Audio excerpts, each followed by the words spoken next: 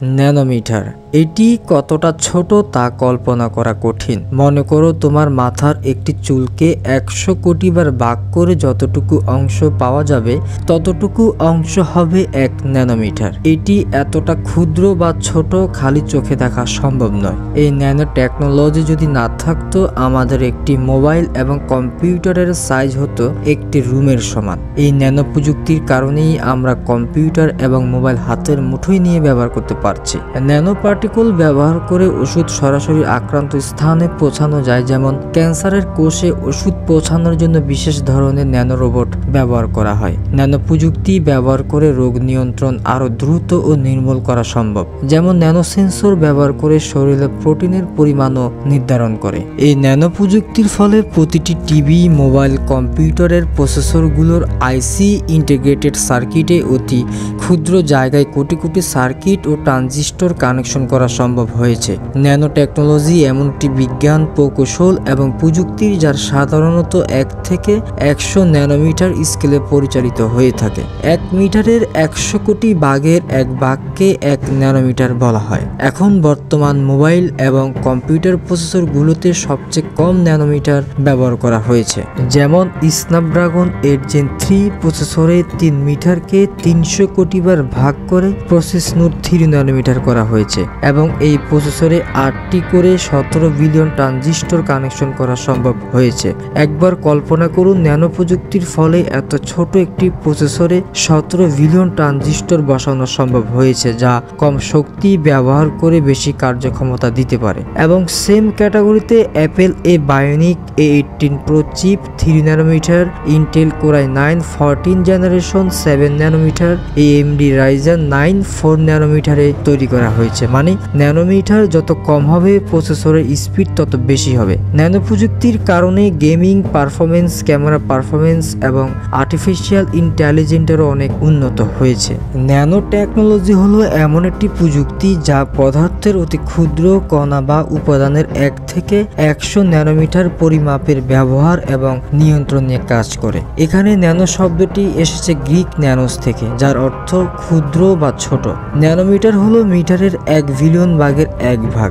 এই ক্ষুদ্র মাপের বস্তু বা উপাদানের বিশেষ বৈশিষ্ট্য থাকে যা সাধারণ মাপের বস্তু থেকে আলাদা হয়। ন্যানো ইলেকট্রনিক্স তৈরি করে ক্ষুদ্র, দ্রুত এবং শক্তিশালী ডিভাইস তৈরি করা হয়, যেমন স্মার্টফোন, কম্পিউটার চিপ ইত্যাদি। ন্যানো টিউব এবং গ্রাফিনের মতো উপাদান দিয়ে আরও দক্ষ এবং ক্ষুদ্র ট্রানজিস্টর তৈরি করা হচ্ছে।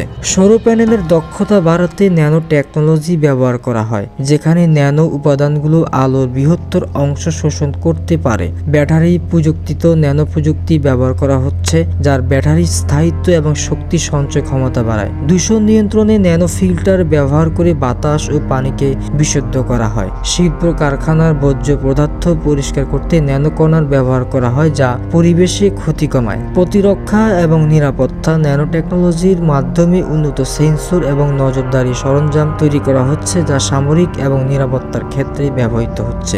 ন্যানো স্কেলে পদার্থের গঠন পরিবর্তন করলে তার বৈশিষ্ট্য বদলে যায়, যেমন তড়িৎ পরিবাহিতা, শক্তি, রাসায়নিক প্রতিক্রিয়া ইত্যাদি। আকার ক্ষুদ্র হওয়ার কারণে ন্যানো পার্টিকলের পৃষ্ঠ ক্ষেত্রফল বৃদ্ধি পায়, যা রাসায়নিক প্রতিক্রিয়া এবং অন্যান্য কার্যকলাপ বাড়ায়। অতি ক্ষুদ্র স্তরে পদার্থের আচরণে কোয়ান্টাম প্রভাব দেখা যায়, যা তাদের আলাদা বৈশিষ্ট্য প্রদান করে, যেমন ইলেকট্রনের গতি নিয়ন্ত্রণ করা এবং আলোর প্রতিফলন বদলানো। পদার্থের আকার কমলে তার বৈশিষ্ট্য পাল্টে যায়, যা নতুন নতুন উদ্ভাবনের দরজা খুলে দেয়। ন্যানো টেকনোলজির মাধ্যমে ডিভাইসগুলো আরও শক্তিশালী ও কর্মক্ষম হয়, যার ফলে কম জায়গায় বেশি কাজ করা যায়। ন্যানো টেকনোলজি বিজ্ঞান ও প্রযুক্তির এক উত্তেজনাপূর্ণ ক্ষেত্র, যা ভবিষ্যতের জীবনযাত্রার প্রায় সব দিকেই প্রভাব ফেলবে। চিকিৎসা থেকে ইলেকট্রনিক্স এবং পরিবেশ থেকে শক্তি উৎপাদনে এর সম্ভাবনা অসীম, তবে এর ঝুঁকি এবং সীমাবদ্ধগুলিও বিবেচনা করা প্রয়োজন, যেন এর সঠিক এবং নিরাপদ ব্যবহার নিশ্চিত করা যায়।